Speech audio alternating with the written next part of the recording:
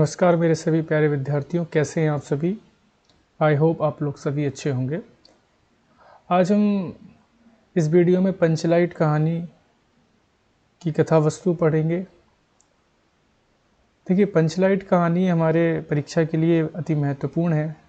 यह लगभग 5 नंबर की आती है। 5 नंबर का मतलब आपके बोर्ड परीक्षा में 1% की तो सिर्फ पंचलाइट ही है।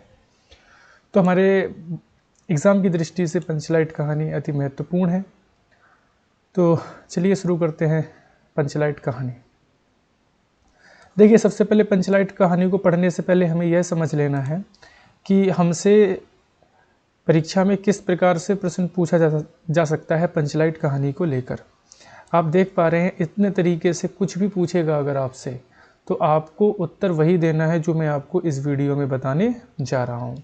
ओके, देखेंगे हम। सबसे पहले वह आपसे यह पूछ सकता है कि पंचलाइट कहानी का सारांश अपने शब्दों में लिखिए, या वह यह भी कह सकता है कि पंचलाइट कहानी की कथा वस्तु विषय पर प्रकाश डालिए, या वह यह भी कह सकता है कि पंचलाइट कहानी का कथानक अपने शब्दों में लिखिए, तथा वह यह भी कह सकता है कि पंचलाइट कहानी की विषय वस्तु संक्षेप में लिखिए। कुल मिलाकर बात एक सारांश निकल के आता है। इसमें से कुछ भी पूछा जाएगा अथवा में आपको उत्तर वही देना है। ओके, तो सबसे पहले हमें हेडिंग लिखनी है पंचलाइट कहानी की कथा वस्तु, या ब्लैक पेन से लिखनी है। पंचलाइट कहानी की कथा वस्तु लिखने के पश्चात हम लिखेंगे उत्तर में कि पंचलाइट श्री फणीश्वरनाथ रेणु द्वारा रचित एक आंचलिक कहानी है। अब आंचलिक क्या होता है? आंचलिक का मतलब होता है ग्रामीण परिवेश की कोई भी रचना, फिर वो कहानी में हो या फिर किसी भी विधा में हो। आंचलिक का मतलब होता है गांव स्तर पर या पिछड़े इलाकों की एक कोई कहानी या एक कोई भी रचना। ओके, तो सबसे पहले यही लिखेंगे कि पंचलाइट कहानी श्री फणीश्वरनाथ रेणु द्वारा रचित एक आंचलिक कहानी है, जिसमें रेणु जी ने ग्रामीण परिवेश के साथ साथ आंचलिक परिवेश को अत्यंत सुंदरता के साथ उभारा है। फिर लिखेंगे आगे, पंचलाइट कहानी की कथा वस्तु ग्राम परिवेश से ग्रहण की गई है। इस कहानी की कथा वस्तु में उन्होंने पेट्रोमैक्स, जिसे गांव वाले पंचलाइट या पंचलेट कहते हैं, के माध्यम से ग्रामीण वातावरण का चरित्र चित्रण करते हुए ग्रामवासियों के मनोविज्ञान की वास्तविक झलक प्रस्तुत की है। ग्रामीण जनजाति के आधार पर किस प्रकार टोलियों में विभक्त हो जाते हैं और परस्पर ईर्ष्या, विद्वेष या द्वेष भावों से भरे रहते हैं, इसका बड़ा ही जीवन यथार्थ रूप इस कहानी में उभारा गया है। ग्रामांचल का वास्तविक चित्रण ही इसकी कथा वस्तु का उद्देश्य है। हम ये पूरी एक ही हेडिंग में लिखेंगे, वह हमारी हेडिंग होगी पंचलाइट कहानी की कथा वस्तु। इतना सब लिखने के बाद हम फिर से एक ब्लैक पेन से हेडिंग लिखेंगे पंचलाइट कहानी का सारांश या कथानक। इतना हेडिंग लिखने के बाद में हमें यह देखना है कि पंचलाइट कहानी को हमें कितने स्टेप में लिखना है। अब मुझे नहीं पता कि आप कैसे लिखते हैं, या आप जिस भी स्कूल में पढ़ते हैं आपने वहाँ कैसे लिखा है।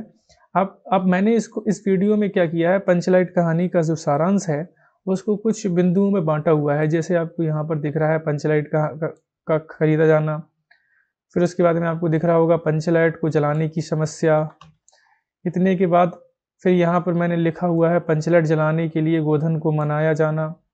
फिर पंचलाइट को जलाने पर टोली में प्रसन्नता यहाँ पर नहीं मैं होगा, कोई बात नहीं, टाइपिंग मिस्टेक है। तो इन 4 पॉइंटों में जब हम लिखेंगे तो उसका यह फायदा होगा कि जो भी परीक्षा की कॉपी चेक कर रहा है वह आपकी कॉपी को चेक करने में उसे सरलता मिलेगी। तो सबसे पहले हम हेडिंग लिखेंगे पंचलाइट का खरीदा जाना। अब चूंकि पंचलाइट का खरीदा जाना आपको पता होगा, क्योंकि आपने कभी ना कभी एक बार तो इस कहानी को पढ़ा ही होगा अपनी कक्षा में। परंतु कक्षा में आपके पास कितनी बड़ी कहानी है, तो क्या आप इतनी बड़ी कहानी आप अपनी बोर्ड परीक्षा में लिखने जाएंगे? बिल्कुल नहीं जाएंगे। हमें तो सिर्फ लिखना 80 से 100 शब्द के बीच में कहानी है, जिससे हमें पूरे के पूरे नंबर भी मिल जाएं और हमारा समय भी बच जाए। तो हम शुरू करते हैं पंचलाइट कहानी का खरीदा जाना। इस हेडिंग में लिखेंगे कि रामनवमी में मेले में इस बार मेहतर टोली के पंचों ने एक पेट्रोमैक्स खरीदा।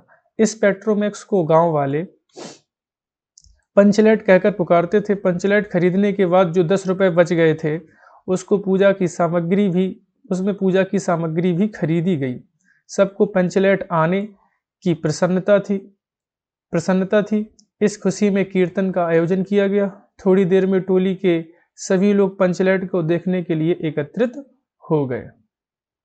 इस हेडिंग में हम इतना ही लिखेंगे। उसके बाद में हम हेडिंग लिखेंगे पंचलेट को जलाने की समस्या। पंचलेट को जलाने की समस्या में लिखेंगे, लेकिन प्रश्न यह पैदा हुआ कि पंचलेट को जलाएगा कौन।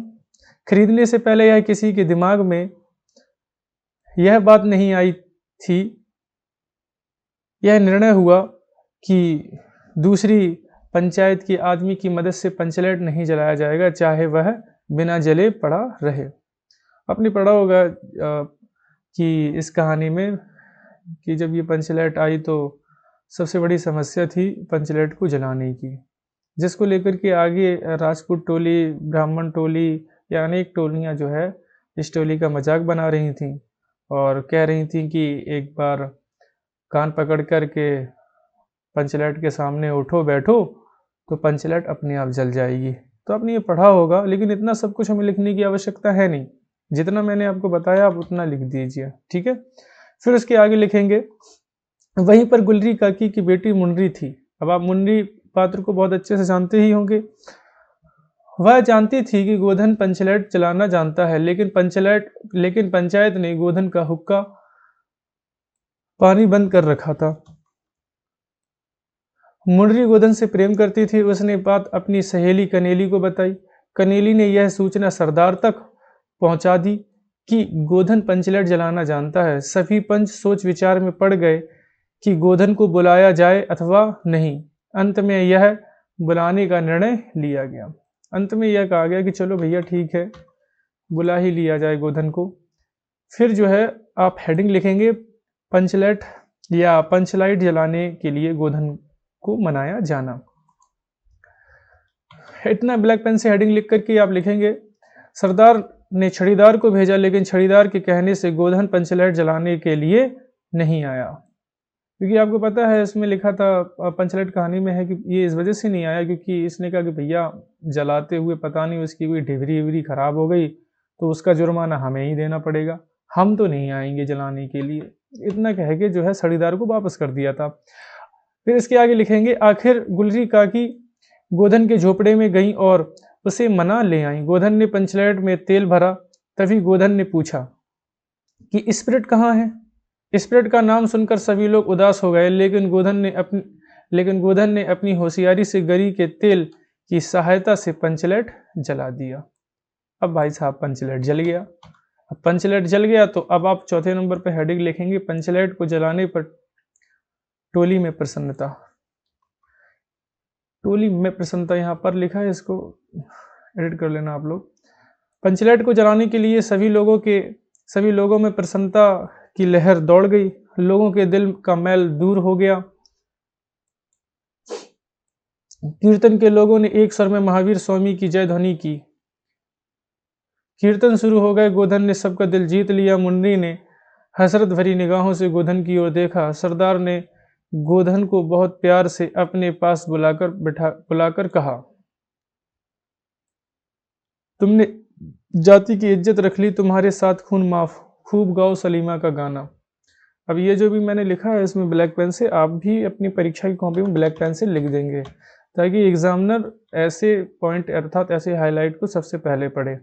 अब आपको पता होगा सलीमा का गाना, क्योंकि ये जब भी निकलता था मुंडरी के घर के बाहर से तो सलीमा का गाना गाते हुए निकलता था। इसी वजह से इसका हुक्का पानी बंद हो गया था। आगे लिखेंगे, अंत में गुलरी काकी ने गोधन को रात में खाने के लिए निमंत्रण किया। गोधन ने एक बार फिर मुंडरी की ओर देखा। उससे दृष्टि मिलाते ही लज्जा के कारण मुंडरी की पलकें झुक गई। ये हमारी पंचलेट कहानी थी। अब इस बात को याद रख लीजिए, जैसे मैंने इसमें आपको बताया है आप वैसे ही लिख देंगे, ठीक है। आप अगर इतना लिखेंगे तो मुझे पूरा भरोसा है कि आपको पूरे में पूरे 5 में 5 नंबर मिल जाएंगे। यदि आपको वीडियो बहुत अच्छा लगा है तो प्लीज़ आप हमारे चैनल को सब्सक्राइब ज़रूर करें। और हाँ, यदि आपको इस वीडियो की PDF चाहिए तो आप हमारे व्हाट्सअप नंबर पे कांटेक्ट कर सकते हैं कि सर मुझे PDF दे दीजिए, है ना, तो मैं आपको PDF दे दूंगा। मेरा व्हाट्सअप नंबर है 8573873585। ये मेरा व्हाट्सअप नंबर है, अगर आप मुझे इस पर व्हाट्सअप करेंगे तो हम आपको PDF तुरंत भेज देंगे।